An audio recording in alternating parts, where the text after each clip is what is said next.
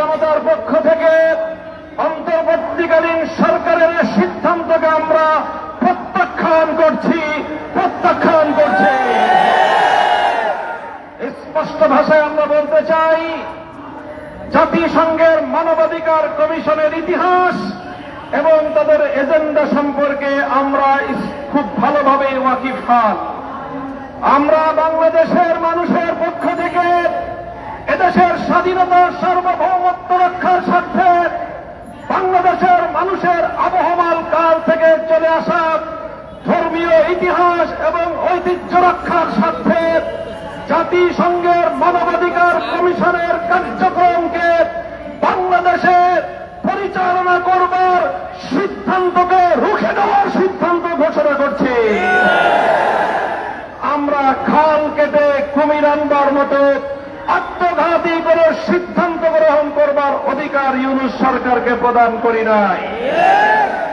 Doctor Yunus সরকারের নেতৃত্বাধীন অন্তর্বর্তীকালীন সরকারকে আমরা বলি, আমরা এখনো পর্যন্ত আপনাদেরকে সহযোগিতা করে আসছি।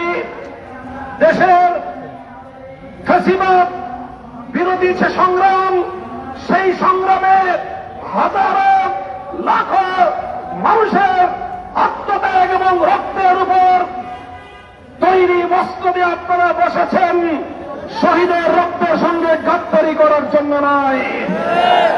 বাংলাদেশের মানুষ রক্ত দিয়ে, জীবন দিয়ে যখন ফ্যাসিবাদকে মোকাবেলা করছিল, তখন আমরা জাতিসংঘ অথবা তাদের শান্তি রক্ষা কমিশনের পক্ষ থেকে, তাদের মানবাধিকার কমিশনের পক্ষ থেকে বাংলাদেশের মানুষের পক্ষে প্রকৃত করে সহযোগিতা আমরা পাইনি। এদেশের মানুষ রক্ত দিয়ে, জীবন দিয়ে ফ্যাসিবাদ থেকে নিজেদেরকে মুক্ত করেছে।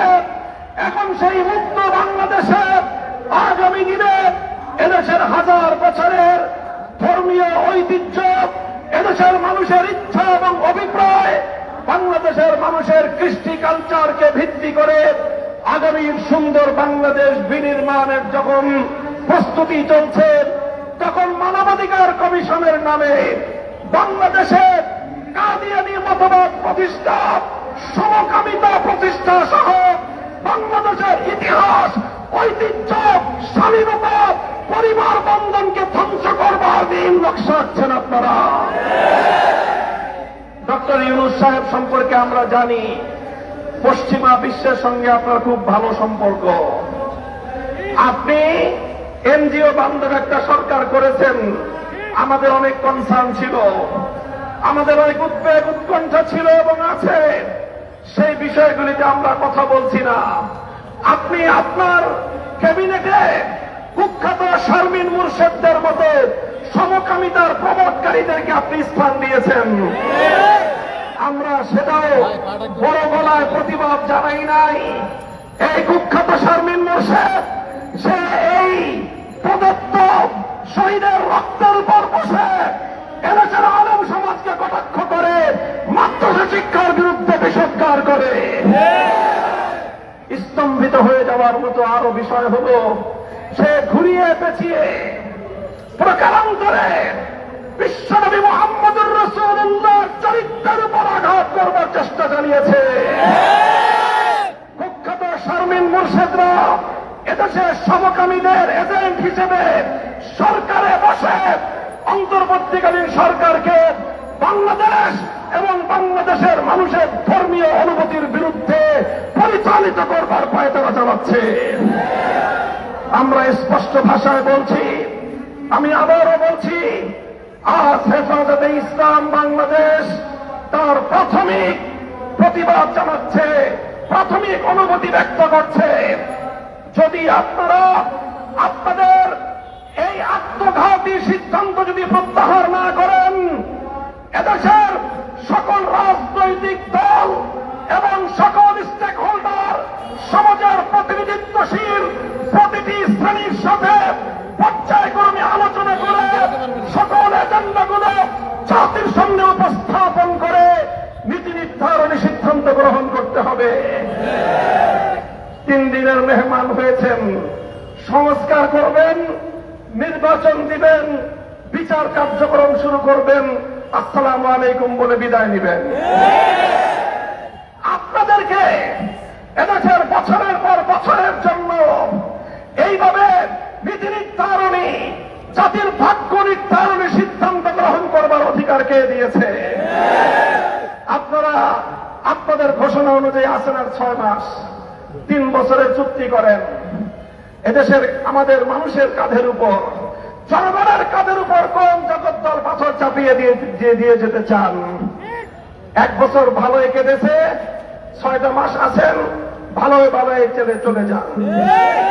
নির্বাচনের ব্যবস্থা করেন, জাতির কাঙ্ক্ষিত সংস্কার বাস্তবায়ন করেন, ফাঁসিবাদের বিচার ত্বরান্বিত করেন, খুনিদের জন্য ফাঁসি কাষ্ঠ নির্মাণ করার প্রস্তুতি নেন।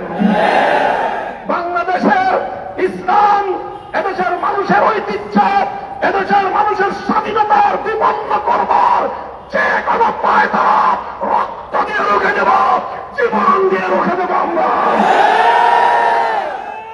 সংগ্রামী সাথী ও বন্ধুগণ, কাজেই আমরা আমাদের বক্তব্য আবার পরিষ্কার স্পষ্ট ভাষায় বলে দিচ্ছি। গতকালকের আমাদের অন্তর্বর্তীকালীন সরকারের নীতিগত সিদ্ধান্ত, জাতিসংঘের মানবাধিকার কমিশন সংক্রান্ত সেই সিদ্ধান্তকে হেফাজতে ইসলাম প্রত্যাখ্যান করছে। হেফাজতে ইসলাম এই সিদ্ধান্ত মানে না, এই সিদ্ধান্ত কার্যকর হতে দেবে না। জাতিসংঘের ইসলাম বিরোধী, মানবতা বিরোধী পশ্চিমা সমাজ দর্শনের মানবাধিকার বাংলাদেশের মানুষ বিশ্বাস করে না। এদেশের মানুষ ধর্মপ্রাণ মানুষ, ধর্মপ্রিয় মানুষ, ইসলাম প্রদত্ত, সৃষ্টিকর্তা আল্লাহ প্রদত্ত মানবাধিকারের মৌলিক কনসেপ্টকে নিয়েই দেশ এবং জাতির আগামী ভবিষ্যৎ গড়ে তুলতে চায়। আমি জাতির কাছে জানতে চাই, যদি দেশের স্বাধীনতা রক্ষার প্রয়োজনে সমকামিতার মতো অসভ্যতা এবং এই জাতীয় অশালীনতাকে রুখে দেওয়ার জন্য যদি আবার আমাদেরকে যুদ্ধে নামতে হয়, রক্ত দিতে হয়, কারা কারা প্রস্তুত থাকবে?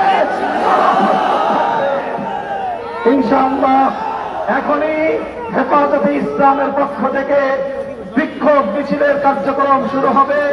শান্তিপ্রিয়ভাবে আপনারা সকলেই বিক্ষোভ মিছিলে সুশৃঙ্খলভাবে অংশগ্রহণ করবেন।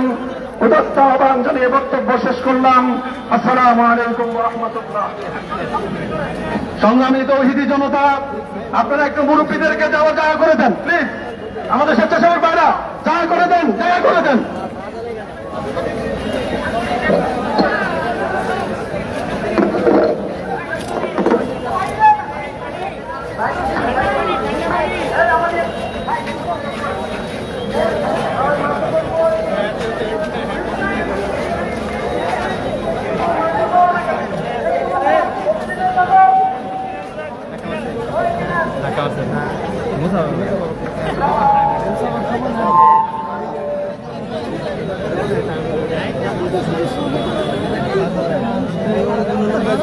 সবাই করতেছে হারাম